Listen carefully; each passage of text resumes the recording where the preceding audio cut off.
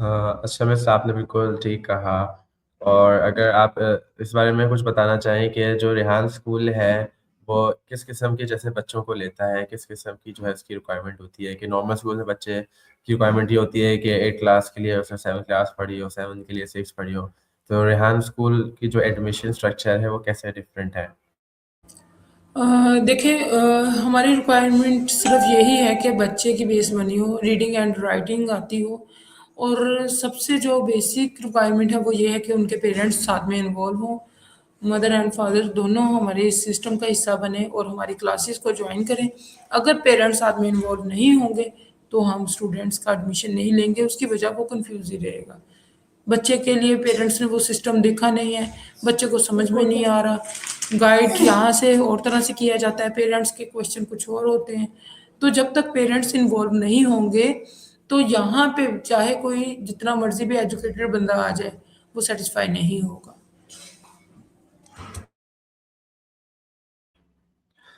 अच्छा मिस आपको इस बारे में आप बताना चाहें कि जहाँ पे जो हम वाला लगाते हैं अपने नाम में, जैसे आपके नाम में काउंसलिंग वाली है और मेरे नाम में एजुकेशन वाला है, तो इसके पीछे क्या रीज़न है?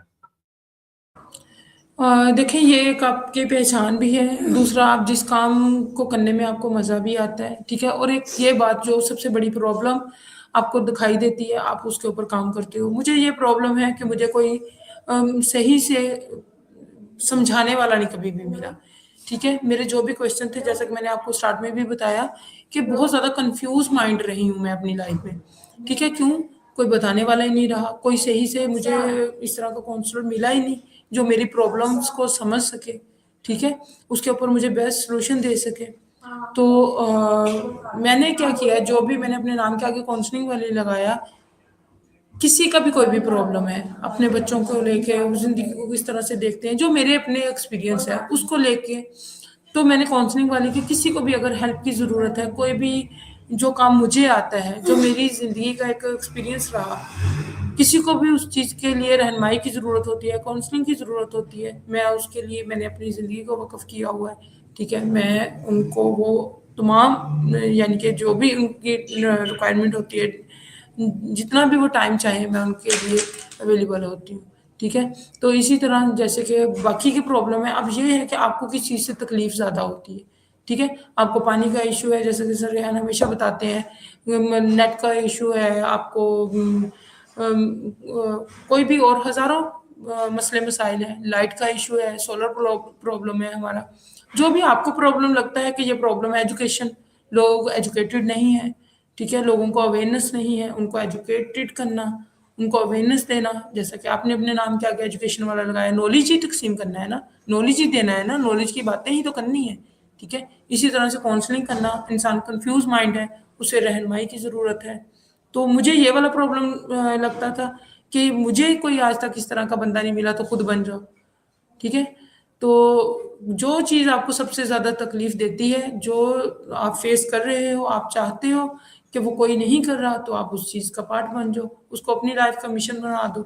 आपने जब उसके ऊपर काम करना शुरू कर दिया, तो आपकी तरफ से तो वो लोगों का जो 100 प्लस या 1000 प्लस लोगों को वो प्रॉब्लम है, उसके लिए तो आप आगे खड़े हो गए ना, कि ये लें जी, ठीक है? आपको कोई आगे रहनुमाई सही करने के लिए नहीं, आपका सफ़र कम हो सकता है उससे। तो आप वो बन जाओ जो आप तलब करते हो। काश कोई ऐसा इंसान हो, कोई ऐसा मददगार हो, कोई ऐसा मेंटोर हो, कोई ऐसा लीडर हो जो मुझे रहनुमाई करे। आपको कोई नहीं मिला, आप तो बन सकते हो। आपके पास तो वो मौका है फिर, क्योंकि वो सीट ही खाली है ना। जी, मिस आपने बिल्कुल ठीक कहा। वैसे आपको क्या लगता है कि लोग जब सीख जाते हैं, पढ़ जाते हैं, जब उनके पास वसाइल होते हैं, उनके पास कनेक्शंस होते हैं और उनको पता भी होता है मुल्क में मसले हैं, वो शिकायतें करते हैं, लेकिन आपको क्या लगता है आपकी राय में कि लोग क्यों कोशिश नहीं करते वो मसले को सॉल्व करने की? हमारे पाकिस्तान में ख़ास तौर पे अगर आप बताना चाहें? देखिए, यहाँ पे नहीं, ज़्यादा यही चीज़ है कि जब भी कोई जिनका पेट भर जाता है ना, वो अपने तक ही महदूद रहते हैं। वो कहते हैं हम जैसा कोई क्यों हो जाए, ठीक है? हमारा अपना स्टैंडर्ड होना चाहिए। तो देने वाले हाथ बहुत कम हैं, ठीक है? हर बंदे को अपनी-अपनी पड़ी हुई है, अपने स्टैंडर्ड की पड़ी हुई है, अपनी फ़िक्र है सिर्फ़, ठीक है? किसी का बच्चा भूखा है, क्या है? हमें तो उसके सामने और ज़्यादा बन के फिरना है ना कि भई हम कुछ बहुत ज़्यादा बड़ी चीज़ है, ठीक है? ये सोच अल्लाह ताला की तरफ से भी होती है, ठीक है? कुछ आप लोगों की गैदरिंग में अगर अच्छे लोगों की सोहबत में आप बैठते हो, तो वहाँ से ये चीज़ें आ जाती हैं और कुछ आपकी तरबियत का आपके पेरेंट्स की तरफ से जो आपको मिलती है, उससे आपको ये चीज़ जो है, ठीक है? दूसरे के दुःख को समझना, कुछ कुरान हदीस की तरफ ले जाएँ, तो ये हदीस भी है कि तुम में सबसे अफ़ज़ल इंसान वो है जो दूसरों के काम आए। और एक और हदीस में ये भी है कि तुम में बेहतरीन इंसान वो है जो अपने ख़ानदान में, अपनी फ़ैमिली के लिए बेहतरीन हो, अपने घरवालों के साथ अच्छा हो, ठीक है? बात घर से ही स्टार्ट होती है। अब घर में भी आपको पता है कि कितने फ़ैमिली मेंबर्स होते हैं, ठीक है? अगर आप कोई भी फ़र्ज़ करो खाना है आपकी मम्मा बनाती है, आप ये कहोगे ये तो मेरा ही फ़ेवरेट है, इसमें तो मैं किसी को नहीं दूँगा, ये तो सारा मेरे लिए है, तो आप खुद गर्ज़ हो गए। लेकिन अगर आपको मालूम है कि ये मेरा फ़ेवरेट है तो मुझे सबको ही इसका मज़ा चखाना है, ठीक है? आप भी खाएँ, आप भी खाएँ, आप भी खाएँ। मुझे ये ड्रेस पसंद है, तो यही है ना कि जो आप अपने लिए पसंद करो, वो ही आप अपने भाई के लिए भी करो। आपको एक ड्रेस पसंद आया, आप अब ये भी आप सोच सकते हो कि ये मैं ही पहनूँ, मैं ही यूनिक दिखाई दूँ। दूसरे को दिया तो मेरे तो नंबर कम हो जाएँगे। तो आप ये भी कर सकते हो, दूसरे को भी साथ वाला। तो ये आप लोगों का अपना माइंडसेट होता है। खुद भी अपने आप को ठीक किया जा सकता है। वो ही आपको ये तमाम चीज़ें बता रहे होते हैं। इंसान को अल्लाह ताला ने अशरफुल मखलूक़ात बनाया। हर इंसान के पास उसका अपना माइंड है। वो दूसरे की सोच से कभी नहीं चलता। ठीक है? वो अपनी ही सोचता है। अब देखें खुद अपनी एग्ज़ाम्पल लूँ तो कितने लोग हैं मेरे मतलब एक कनेक्शंस में पेरेंट्स की तरफ चले जाओ कोई भी अपना कल्चर अपना जो भी माशरा है वहाँ पे देख लो कितने लोग ज़्यादा अटैच हैं लेकिन अपने दिमाग की अपने दिल की करनी आप मुझे हज़ार बार अपनी मर्ज़ी की बताई जाओ लेकिन जो मेरे माइंड को टच कर जाएगी मुझे वही करनी है सोचना मैं हमेशा अपने आप को कहती हूँ कि अल्लाह ताला ने मखलूक़ात बनाया है आपके पास सोचने की पावर है ठीक है कुछ वसाइल इंसान को मजबूर कर देते हैं कि आप जो हो वो अपने आप को प्रूव नहीं कर सकते ठीक है लेकिन बाय नेचर आप क्या हो आपको पता होना चाहिए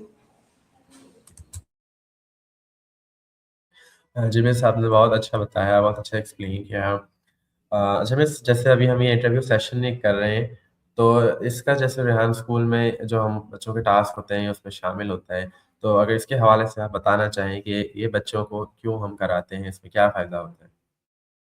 34 मिनट्स में उमर जितना आपने मुझे जान लिया मुझे लगता है कि पिछले 5 मंथ्स में आपने नहीं जाना ठीक है भले हम फुल टाइम एक दूसरे के साथ स्पेंड करते हैं लेकिन आपने कभी इस तरह के सवालात नहीं किए ना ही मैंने आपको आंसर दिया तो इन 35 मिनट्स को आप पिछले 5 मंथ्स के साथ अगर कंपेयर करो तो आपको इंटरव्यू की इम्पोर्टेंस का पता चलेगा कि इंटरव्यूज आपको क्या कुछ देता है आप क्या कुछ उससे ले सकते हो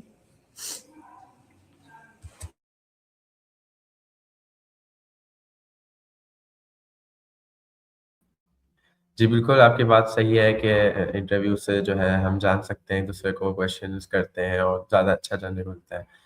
और अच्छा आप अगर बस बताना चाहें कि हमारे स्कूल में जैसे टीचर्स नहीं होते हैं, हम यहाँ पे फैसिलिटेटर्स रखते हैं। तो उसमें अगर आप बताना चाहें कि क्या फ़र्क होता है टीचर्स में फैसिलिटेटर्स में? क्योंकि नॉर्मल स्कूल होते हैं, वहाँ सब्जेक्ट्स होते हैं, वहाँ पे वही सब्जेक्ट पढ़ा रहे होते हैं। तो रेहान स्कूल में किस तरह से पढ़ाया जाता है? टीचर्स का प्रॉब्लम ये है कि अगर उन्होंने बोल दिया ना कि A for Apple Apple is red तो वो चाहते हैं कि बस ये सेम सेम ही हो ठीक है कुछ भी आगे पीछे नहीं हो अब अगर बच्चे ने रेड एप्पल नहीं देखा ठीक है उसने ग्रीन एप्पल देखा है तो वो बोल सकता है एप्पल इज ग्रीन तो वहां पे वो टीचर कहेगा कि भाई ये गलत लिखा है मैं तो क्रॉस लगाऊंगा वो इस चीज को एक्सेप्ट नहीं करेगा कि हालांकि उसे भी मालूम है कि एप्पल ग्रीन भी होता है लेकिन वो कहेगा आपने गलत लिखा है एप्पल ग्रीन नहीं होता है एप्पल रेड होता है ठीक है हमारे स्कूल में परमिशन है कि आपने किस किस तरह से किसी चीज को ऑब्जर्व किया है उसका कभी भी एक सवाल का आंसर एक नहीं होता ठीक है वो अंधों वाली मिसाल है कि हाथी के ऊपर 6 अंधों को छोड़ दिया किसी के हाथ में उसकी सूंड आ गई किसी के हाथ में उसका कान आ गया किसी के हाथ में उसकी टांग आ गई ठीक है जिसके हाथ में कान आया वो कह रहा है कि वो तो बिल्कुल पंखे की तरह है हैंड फैन की तरह है जिसके हाथ में सूंड आ गई उसने कहा ये तो एक असदा सांप की मानीद है जिसके हाथ में उसके पाँव आ गए, टाँग आ गई, उसने कहा ये तो पिलर है, और जिसके हाथ में उसका पेट बेली आ गई, उसने कहा ये तो एक मैदान है। अब झूठ तो कोई भी नहीं बोल रहा था, सब सच ही बोल रहे थे, ठीक है? सब चीज़ों को मिलाएँ तो एक हाथी तो बन ही जाना था, ठीक है? अब जो हमारे स्कूलिंग सिस्टम में है ना, वो कहते हैं कि जो चीज़ लिखी है ना, इससे ऊपर-नीचे कुछ भी हुआ तो कट, आप रॉन्ग हो, ठीक है? तो रेहान सिस्टम में टीचर इसीलिए नहीं है कि बच्चों को फुल फ्रीडम दी जाती है कि वो दुनिया को, लाइफ को, पाकिस्तान को, इनके प्रॉब्लम को कैसे देखते हैं। अपने अल्फाज में वो बयान करें, अपनी स्टोरी लिखें, स्टोरी पोस्ट, ठीक है? अपनी स्टोरी बनाएं, अपनी तरह से, जैसे उमर को लगता है कि ज़िंदगी इस चीज़ का नाम है, उमर बताए, ठीक है? जैसे मैं देखती हूँ लाइफ कैसी होती है, मुझे बताने का हक है, हर इंसान को हक है ना। ये दुनिया महदूद नहीं है, ठीक है? पूरी दुनिया कुरान में है कि घूमो, ठीक है? देखो अल्लाह ताला ने आपके लिए क्या-क्या बनाया है, ठीक है? ऑब्ज़र्व करो। तो ये क्या भई किसी एक बंदे ने बोल दिया ये दुनिया ऐसी है तो हम कहेंगे हाँ भी ऐसी है। कि हम अपनी आँखों से क्यों नहीं देखते, अपने दिमाग से क्यों नहीं सोचते? तो रेहान सिस्टम आपको इस चीज़ की फ्रीडम देता है। आप अपने माइंड से सोचो, अपनी आँखों से देखो, अपने कानों से सुनो। जो आप फ़ील करते हो, उसको दुनिया को बताओ और उसके ऊपर अपना काम करो। जी, आपने बहुत अच्छा एक्सप्लेन किया, बहुत अच्छी मिसालें दी दोनों। और मुझसे बताना चाहें आप कि हम बच्चों को सोशल मीडिया भी यूज़ करवाते हैं और उसका जो है क्या मकसद होता है कि हम बच्चों की सोशल प्रेज़ेंस, जैसे लोगों के साथ कनेक्शंस बनाना, फ़ॉरेनर्स के साथ कनेक्शंस बनाना, उससे क्या फ़ायदा होता है? बात फिर वही है, एनवायरनमेंट, दोस्ती, फ्रेंडशिप, ठीक है? अगर देखिए, अपनी एग्ज़ाम्पल देती हूँ, अगर मैं अपने गाँव में रहूँ, ठीक है? मेरी गैदरिंग के क्या लोग होंगे, उनका क्या लाइफ़स्टाइल होगा, मेरा लाइफ़स्टाइल क्या होगा? सेम, ठीक है? वही होगा। लेकिन अगर आप अपना एनवायरनमेंट चेंज कर लो, ठीक है? जैसे मैंने अपने गाँव को छोड़ के मैं कराची में शिफ्ट हो गई, अब मेरा या मेरे बच्चों का लाइफ़स्टाइल क्या होगा? जैसे लोग, जैसा माहौल, वैसा ही होगा एनवायरनमेंट, ठीक है? वो उनके साथ कभी भी मैच नहीं कर पाएँगे। क्यों? क्योंकि उम्र के उस हिस्से में मैं उनको लेके आई जब वो बन रही है उनकी बेस, ठीक है? उनके अंदर कोई भी वो चीज़ नहीं रहेगी, ठीक है? क्योंकि उन्होंने कभी देखा ही नहीं है, उन्होंने होश ही इधर आके लिया है अपना। ठीक है ना?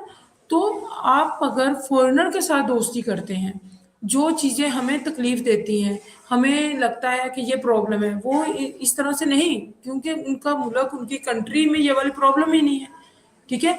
उनकी कंट्री में उनको एक अच्छी यानी कि वो तमाम चीज़ें, कोई गटर का मसला नहीं है, कोई रोड का मसला नहीं है, ठीक है? उनके पास तो वो बनी-बनाई रेडीमेड टैबलेट मौजूद है, ठीक है? सिंपल, ठीक है? वहाँ पे बच्चों का कमाना ताना नहीं समझा जाता, ठीक है? बच्चे 16 साल की उम्र में इंडिपेंडेंट होते हैं, पेरेंट्स के ऊपर नहीं वो मतलब ना करते। तमाम चीज़ें जो हैं डिफरेंट है। अब हमारा माइंडसेट, हमारे पेरेंट्स का माइंडसेट क्या बना हुआ है, मेरा बच्चा है, इसे रेडी करना है, इसके कपड़े-जूते देने हैं, इसके काम खुद करके देने हैं, मतलब ये तमाम चीज़ें। उन्होंने अपने ऊपर वो चीज़ें फ़र्ज़ की हुई हैं, ठीक है? वहाँ पर नहीं है। इसलिए हमारे बच्चे 20-22 साल की एज में भी आके समझते हैं कि ये हमारी मम्मा ने करके देनी है, हमारी बहन ने करके देने हैं काम। कल को जब शादी हो जानी है तो ये तमाम तर ज़िम्मेदारियाँ हमारी मिसेज़ की हैं, ठीक है? हमारे यहाँ तो इस चीज़ से कोई भी लेना-देना है ही नहीं, ठीक है? तो वहाँ पे कल्चर ऐसा नहीं है। तो जब हम डिफरेंट कल्चर के लोगों से मिलते हैं, वहाँ का उठना-बैठना, उनके रहने-सहने के उसूल आप देखते हो, ऑटोमैटिकली आप खुद चेंज होना शुरू हो जाते हो, ठीक है? उन लोगों के बिल्कुल एक छोटे-छोटे से सेटअप होते हैं, सारी दुनिया उनके कंप्यूटर के बैठ के ऊपर वो पूरी अपनी ब्रांडिंग कर रहे होते हैं, अपनी पूरी ऑनलाइन जो भी उनकी सेल वाली मार्केटिंग है, वो कर रहे होते हैं। पूरी दुनिया में वो छाए पड़े हैं और हम कहते हैं कि हमारे पास इतनी बड़ी बिल्डिंग हो, उसके फिर हमारे पास ज़ाहिर-सी-बात है अखराजात भी बहुत ज़्यादा होते हैं। जैसे आप फिज़िकल कैंपस को, ऑनलाइन अकेडमी को देख लो, कि ऑनलाइन अकेडमी में सिर्फ़ एक इंटरनेट और लैपटॉप की ज़रूरत है, फिज़िकल कैंपस में कारपेट भी चाहिए, लाइट भी चाहिए, बिल्डिंग के लिए मेड भी चाहिए, डिस्पेंसर भी चाहिए, पानी की बोतल भी चाहिए, वॉशरूम भी चाहिए। ऑनलाइन में ये क्या सब चीज़ें चाहिए? कुछ भी नहीं चाहिए। सिर्फ एक टीचर, एक स्टूडेंट, इंटरनेट स्ट्रांग और लैपटॉप अच्छे वाला, बस। बाकी के मामला तो खुद ब खुद ही हैंडल होते हैं। सेम इसी तरह जब आपके दोस्त कॉर्नर होंगे, आपको उनके बीच में जब उठोगे, बैठोगे, उनका उठना, बैठना, देखना, सोचना, तो आप ऑटोमेटिकली खुद में वो चीज़ें ऐड करते जाओगे।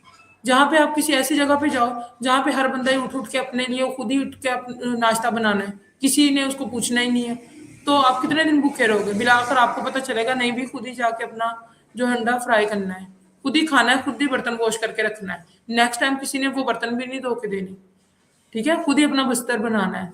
पड़े रहो तो पड़े रहो। तो ये चीज़ें ऑटोमेटिकली आपके अंदर आप वो चीज़ें करना शुरू कर देते हो। अब यहाँ पे हम कचरा फेंकने से पहले नहीं देखते, कहीं पे भी हम रैपर को फेंक देते हैं, कुछ भी खाते हैं फेंक देते हैं। क्यों? हमें काफ़ी कचरा नज़र आ रहा होता है, वहाँ पे हमारा रैपर भी चला जाता है, ठीक है? लेकिन अगर आप किसी ऐसे एनवायरनमेंट में बैठे हो जहाँ पे आपको कहीं पे रैपर नहीं नज़र आए, तो क्या आप मुझे बताएँ कि वो रैपर फेंकने की ज़रूरत करोगे? नहीं करोगे, क्योंकि आपने कुछ देखा ही नहीं है। आप कहोगे यार ये तो मतलब बैड मैनर्स होंगे, पॉकेट में डाल लो। लेकिन जहाँ पे आपने कचरा ही कचरा देखा है, वहाँ पे आप कभी भी वो कचरा अपने पॉकेट में नहीं डालोगे। तो ये माहौल का असर होता है, ये दोस्तों की सोहबत का असर होता है। आप ऑटोमेटिकली वैसा बोलना चाहोगे, वैसा ही लिबास पहनना चाहोगे। तो ये वाली चीज़ें हैं, ये एनवायरनमेंट मिलता है आपको। हाँ, इससे एक मुझे बात याद आई कि मैंने एक वीडियो देखी थी, उसमें गाड़ी से बाहर किसी ने कचरा फेंका था, तो किसी ने पीछे वाली गाड़ी से उतार के वो कचरा वापस उसकी गाड़ी के अंदर फेंक दिया था वहाँ पे। तो यानी इस तरह से है कि वहाँ पे दूसरे लोग भी फिर यानी उसका ख़्याल रखते हैं कि दूसरों को फेंकने पे गंदा करने भी नहीं देते हैं। और अच्छा, आपने बहुत अच्छा एक्सप्लेन किया। अच्छा, मेरा नेक्स्ट क्वेश्चन बस ये है कि आपके ख़्याल में, आपके ओपिनियन में आजकल क्या चीज़, क्या स्किल जो है ना सबसे इम्पोर्टेंट है? सेल्फ लर्निंग, खुद को कीमती बनाना शुरू करो, बस।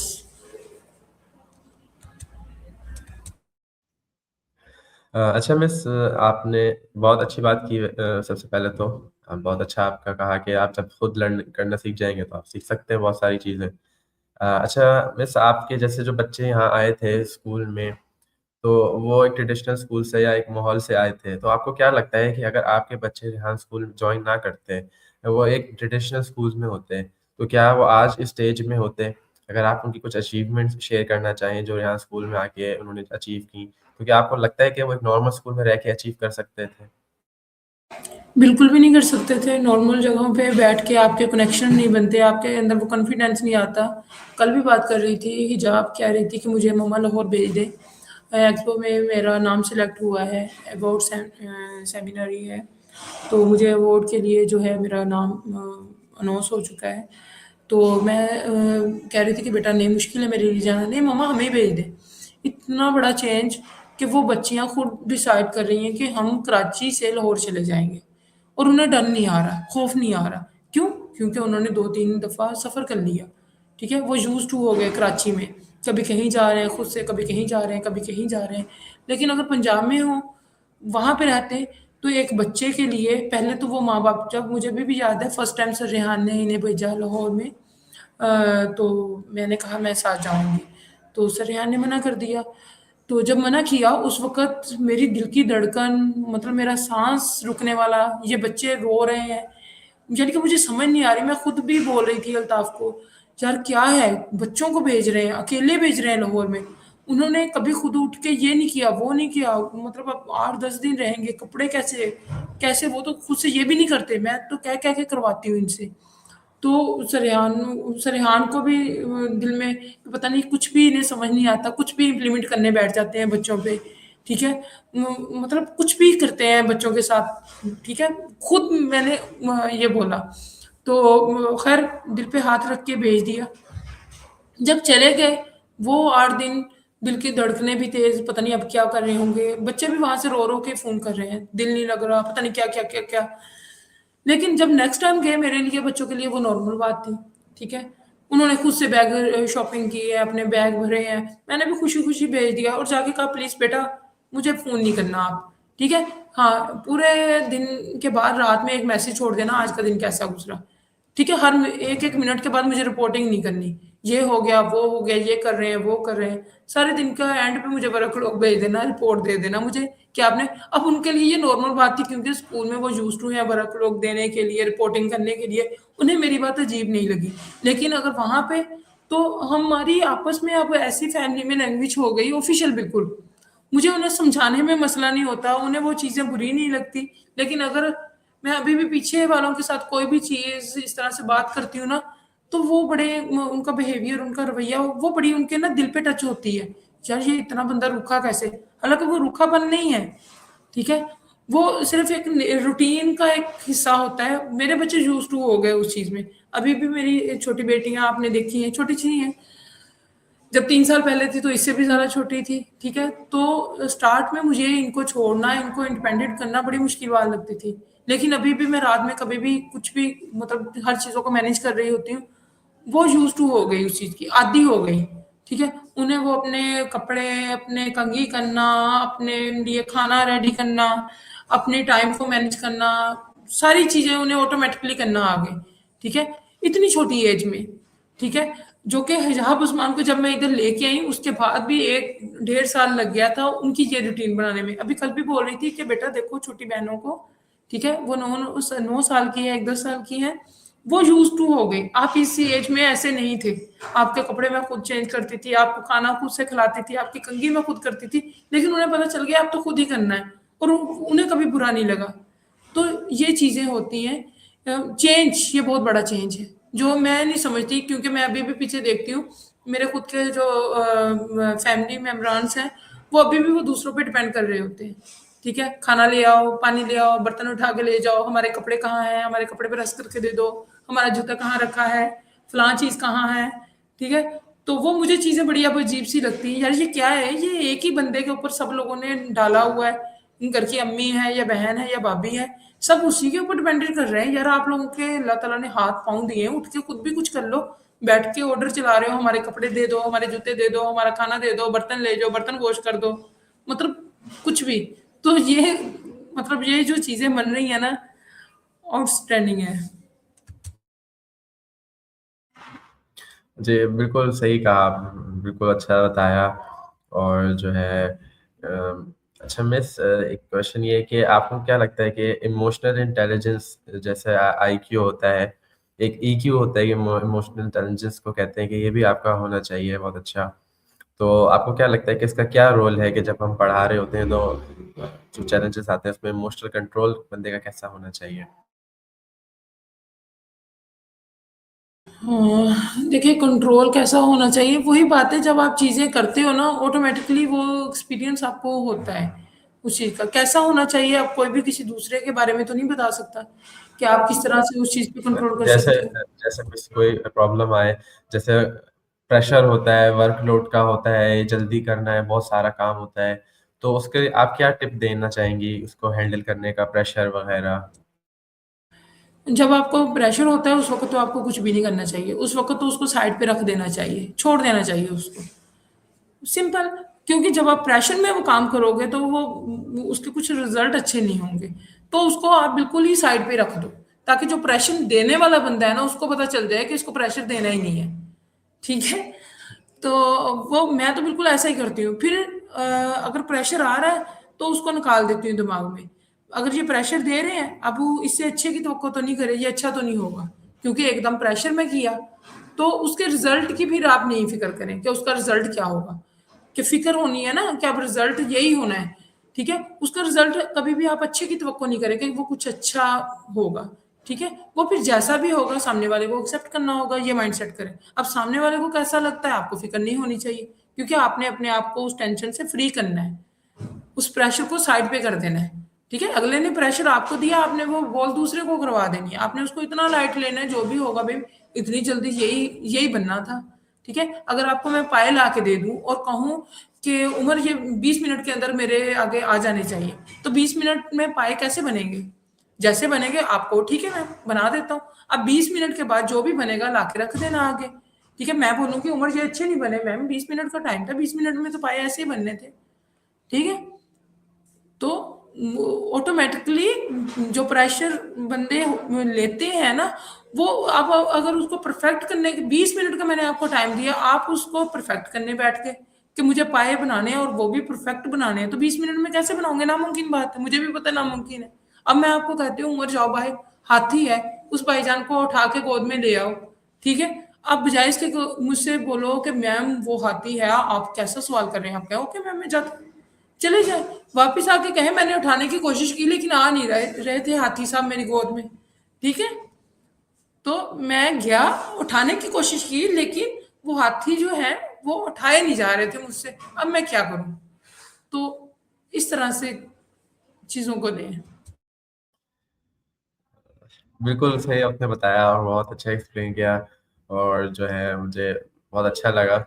और इसी के साथ जो है इंटरव्यू हम का इख्तिताम करते हैं। माशाल्लाह टाइम भी हो गया पूरा। तो आपका बहुत थैंक यू, आपने इतनी अच्छी बातें की, मुझे बड़ा मज़ा आया इंटरव्यू लेके, मैंने बहुत कुछ सीखा और ख़ास तौर पे ये एंडिंग वाली बात तो बड़ी मज़े की थी। तो थैंक यू मिस आपका। और उम्मीद है गेस्ट जो हमारे व्यूअर्स हैं, उम्मीद है आपको भी अच्छा लगा होगा सुन के। इंशाल्लाह मैं एक नेक्स्ट इंटरव्यू में एक नेक्स्ट गेस्ट के साथ मिलूँगा। तब तक के लिए हमें इजाज़त दीजिए। अल्लाह हाफ़िज़। अल्लाह हाफिज, बाय बाय।